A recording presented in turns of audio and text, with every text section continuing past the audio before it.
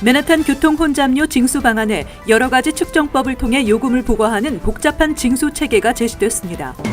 한국 출신의 이민자가 107만 명 정도인 것으로 조사됐습니다.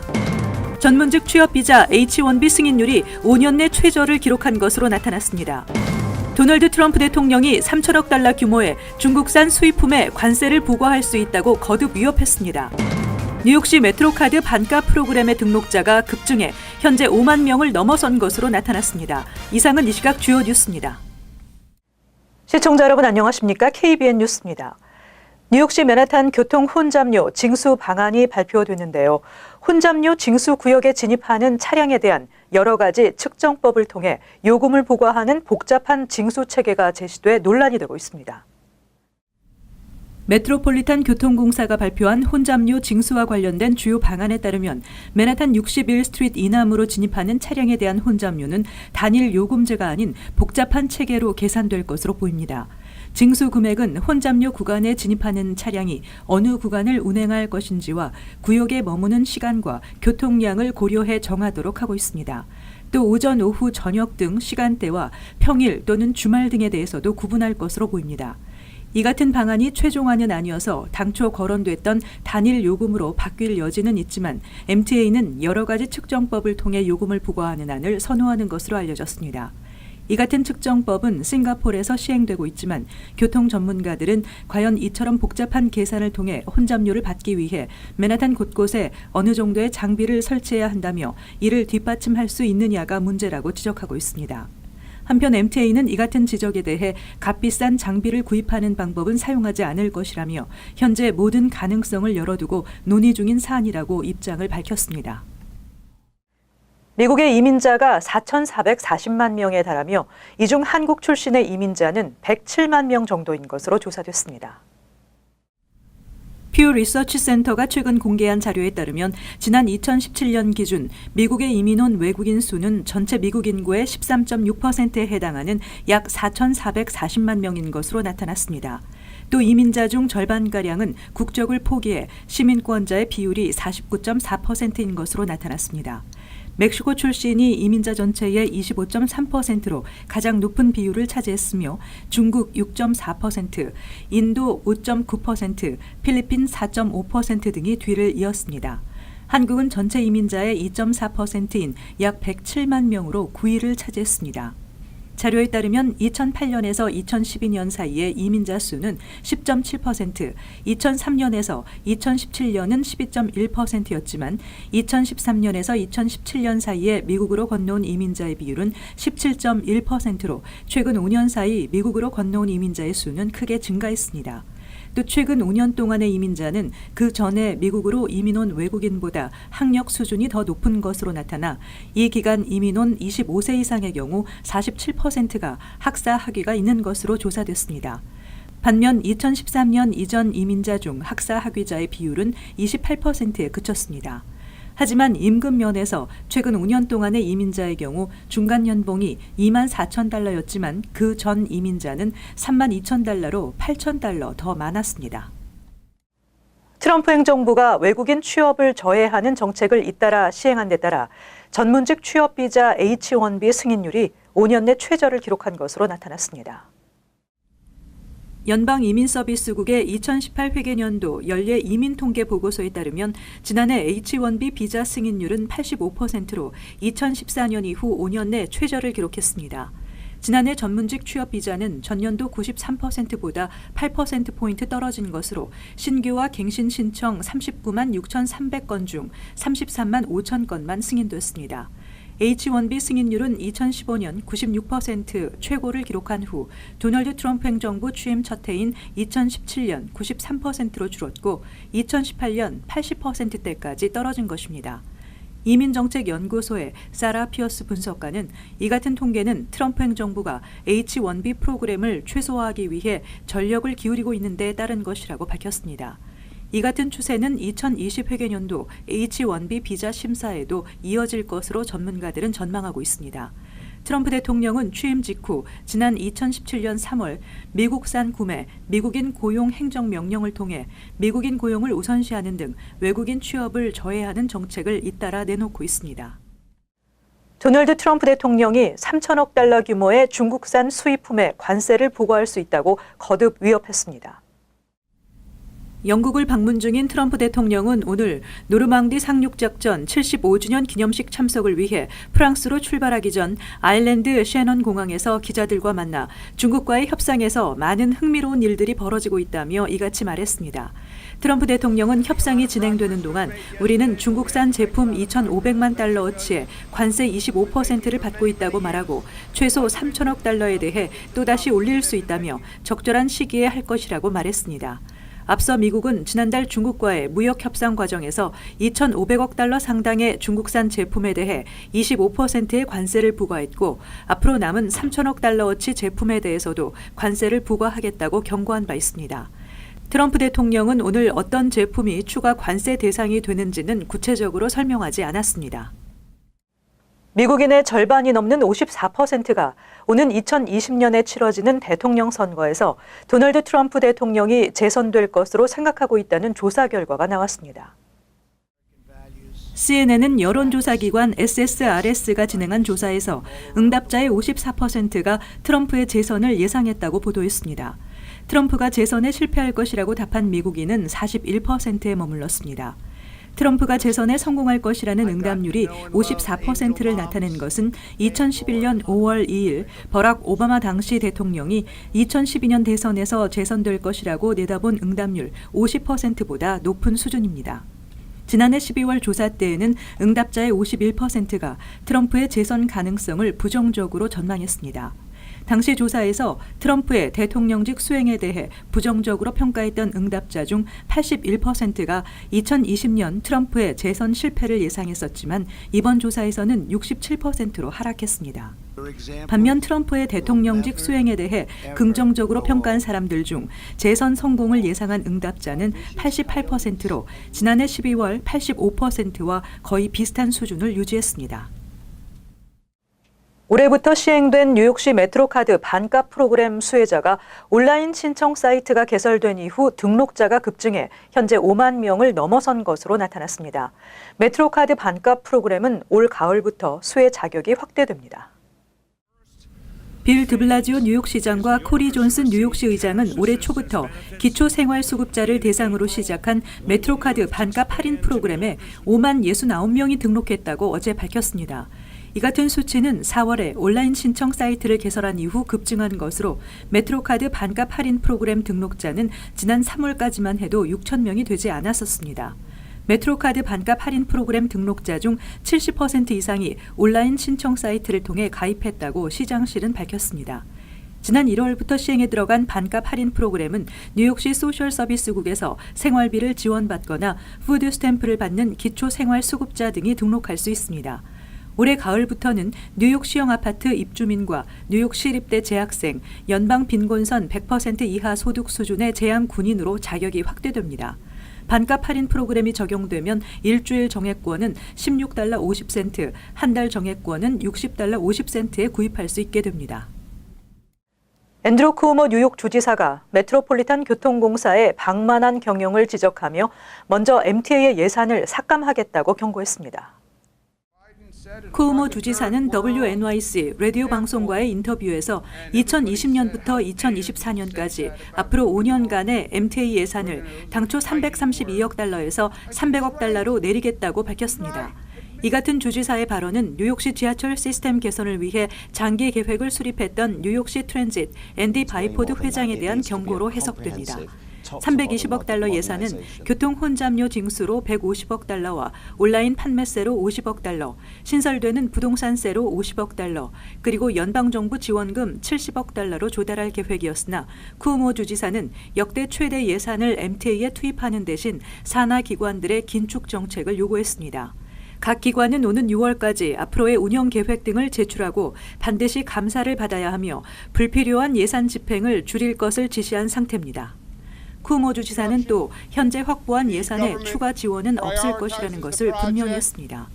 주 정부는 앞으로 MTA 산하 기관들이 제대로 된 예산 집행과 나아진 서비스를 보여주지 못한다면 예정돼 있는 예산도 배정하지 않을 수 있다는 것으로 압박을 가하고 있는데, 이는 최근 롱아일랜드 레일로드 등 MTA 직원들의 시간 외 수당 문제 등이 불거진 것에 대한 경고로도 볼 수 있습니다.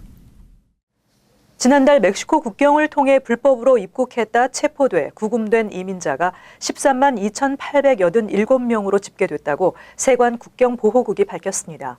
월간 기준으로 13년 만에 가장 많은 인원이며 지난 4월보다 33.8%가 증가한 수치입니다. 멕시코 국경에서 입국이 거부돼 곧바로 추방된 이민자는 11,391명으로 집계됐습니다. 이로써 멕시코 국경에서 체포 구금되거나 추방된 이민자는 지난 3월부터 3달 연속으로 10만 명을 넘었습니다. 구금된 이민자 수가 급증하는 것은 가족 단위로 입국하는 중미 출신 이민자 행렬이 줄을 잇고 있기 때문으로 분석됩니다. 워싱턴 포스트는 국경 순찰대에 의한 불법 이민자 체포는 2000년에 160만 명으로 정점을 찍었지만 당시에는 체포된 사람의 대다수가 멕시코에서 온 성인 남성이어서 곧바로 추방할 수 있었다며, 그러나 지금은 중미에서 장기간 여행을 해서 온 가족 이민자들이어서 쉽게 돌려보내지 못하고 있다고 보도했습니다. 세관 국경보호국 통계에 따르면 지난 5월 체포된 인원의 40%가 부모와 함께 또는 홀로 미국 땅을 찾아온 어린이인 것으로 파악됐습니다. 의회 전문 매체 더 힐은 지난 2년 동안 이민자들은 은밀하게 입국을 시도하기보다는 망명을 위해서 자발적으로 국경당국에 자수하는 쪽으로 방향을 틀었다고 전했습니다. 플라스틱 병에 든 물을 마시면 수돗물을 마실 때보다 미세 플라스틱 조각을 배 이상 더 흡수하게 된다는 연구 결과가 나왔습니다. 캐나다 빅토리아대 연구팀은 환경과학기술지에 발표한 논문에서 미세 플라스틱에 관한 기존의 각종 데이터들을 분석한 결과 미국인 1인당 평균 7만 4천에서 12만 1,000개의 미세 플라스틱을 음료, 음식, 호흡 등을 통해 흡수하는 것으로 추정된다고 밝혔습니다.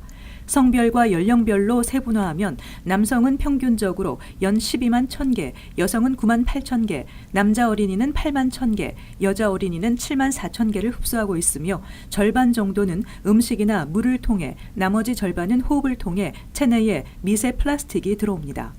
그런데 플라스틱 병에 담긴 물만 마실 경우 성인 남성은 이로 인해 연간 12만 7천 개의 미세 플라스틱을 더 흡수하며 성인 여성은 9만 3천 개, 남자 어린이는 7만 5천 개, 여자 어린이는 6만 4천 개의 미세 플라스틱을 흡수하는 것으로 추정된다고 연구진은 밝혔습니다. 수돗물만 마셔도 미세 플라스틱이 몸 안에 들어오는 것은 마찬가지이지만 플라스틱 병에 물을 마셨을 때보다는 절반 이하로 줄어듭니다. 연구팀은 미세 플라스틱 흡수에 관한 평가는 매우 과소평가된 것일 수 있다며 실제로는 더 많을 수 있다는 점을 시사했습니다.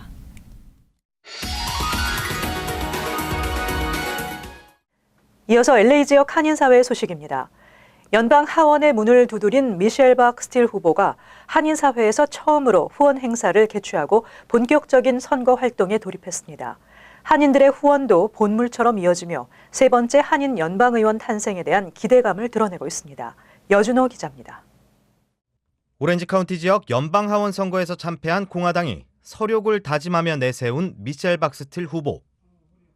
과거 4차례 선거에 출마해 한 번도 낙선한 적이 없어 선거의 여왕이란 타이틀이 붙을 정도로 당내에서도 두터운 신임을 받고 있습니다.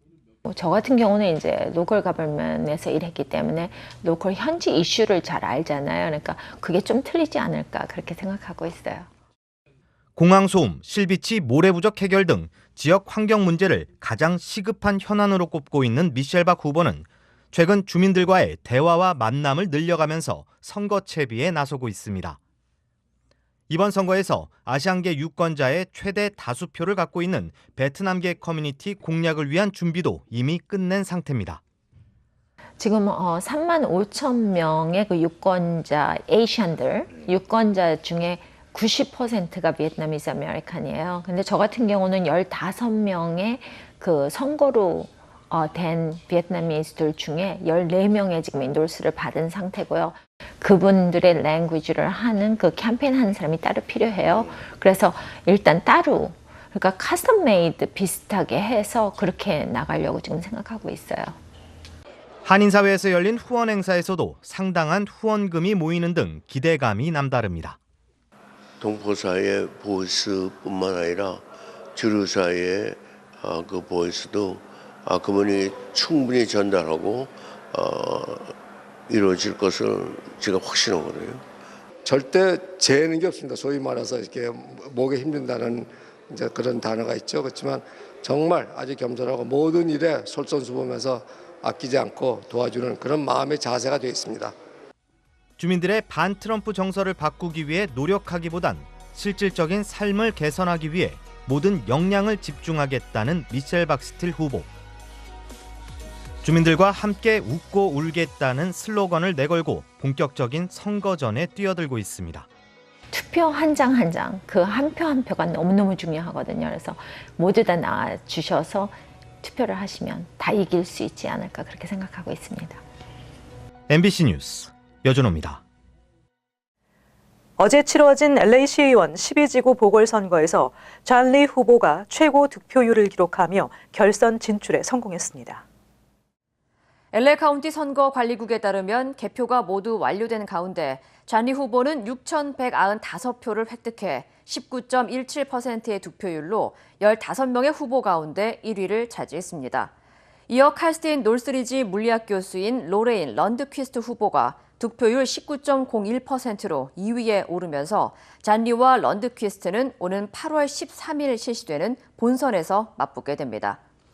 I just want to say thank you. Thank you so much for your support and for coming out and voting. I know that they are a big part of the reason, I won yesterday. And we have to do what we did in 4 months in the span of 2 months now. And I'm going to need their help in making sure that we have a victory and that we preserve the quality of life CD12 people have come to expect. 한편 또 다른 한인 후보로 주목받았던 애니조 후보는 2%의 득표율로 13위에 머물면서 결선 진출에 실패했습니다. 이어서 간추린 소식입니다. 오늘 오전 6시 45분쯤 뉴욕주 웨스트포인트에 위치한 육군사관학교의 훈련 교장 부근 도로에서 육사 생도들을 실은 전술 차량이 전복돼 육사 생도와 교관 20여 명이 사상했다고 언론들이 보도했습니다. 이 사고로 육사 생도 최소 1명이 숨지고 생도와 교관 22명이 부상했습니다. 부상자 가운데 20명은 육사 생도이고 나머지 2명은 교관인 것으로 알려졌으며 정확한 사고 원인은 확인되지 않았습니다. 락클랜드 카운티에 따르면 카운티 내에서 진행되는 썸머 캠프에 참여하는 학생이나 교사 등 모든 참가자들은 반드시 홍역 백신을 접종해야 합니다. 또한 서머 캠프 참가 학생들의 부모들은 홍역 백신을 접종했다는 증빙 서류를 제출해야 합니다. 단 의료적인 이유로 홍역 백신 접종을 할 수 없다는 의사 소견서가 있는 경우 면제됩니다. 뉴욕시 교통국에 따르면 지난 3일부터 양방 통행이었던 맨하탄 11레비뉴 44스트릿에서 37스트릿 구간이 일방 통행으로 변경됐습니다. 이 같은 조치는 비전제로 캠페인의 일환으로 시행됐는데 시정부는 이 같은 사실을 제대로 홍보하지 않았고 경찰은 규정을 위반한 운전자들에게 티켓을 발부하면서 불만의 목소리가 높아지고 있습니다. 시정부 당국은 뒤늦게 홍보 전단지를 제작해 운전자들에게 배포하고 있지만 이미 발부된 티켓에 대해서는 언급하지 않고 있습니다. 이진필 재외선거관이 뉴욕 총영사관에 부임했습니다. 재외선거관은 내년 4월에 진행될 국회의원 재외선거에 국외 부재자 재외선거인 신고 신청, 투표 관리와 홍보, 선거법 위반 행위 예방, 단속 활동 등의 업무를 담당하게 됩니다. 이 선거관은 다수의 공직선거 경험으로 내년 국회의원 재외선거도 차질 없이 준비하고 있다고 밝혔습니다. 이 선거관의 공식 임기는 내년 5월까지 1년입니다. 계속해서 환율과 증권 소식입니다.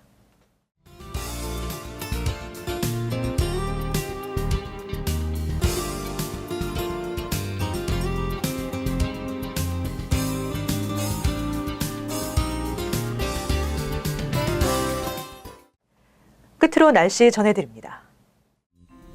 금요일 대체로 맑겠습니다. 낮 최고 기온은 78도, 섭씨 영상 26도, 밤 최저 기온은 63도, 섭씨 영상 17도 예상됩니다. 토요일 역시 대체로 맑겠습니다. 일요일 가끔 흐리겠습니다. 이상으로 KBN 뉴스를 마칩니다. 시청해주신 여러분 고맙습니다.